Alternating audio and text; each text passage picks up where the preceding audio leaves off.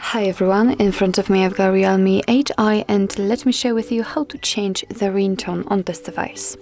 So first of all we have to enter the settings and now let's tap on sound and vibration.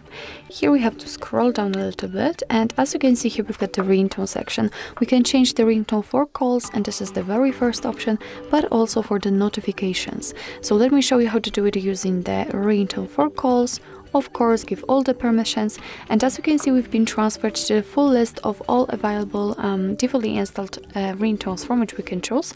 What's more, at the very top of these options we've got the custom section. We can select it from files, so it means that if you will have any compatible ones, for example downloaded, they will appear right here and you will be able to set them as your ringtone.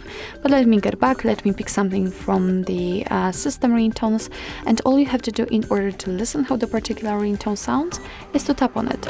And of course I've got okay let me volume it down a little bit. So as I said, you can check how the ringtone sounds before picking it, of course. And if you've made the decision, if you'd like to set, for example, this one as your ringtone, just make sure that the option you'd like to use is marked, like here, and get back.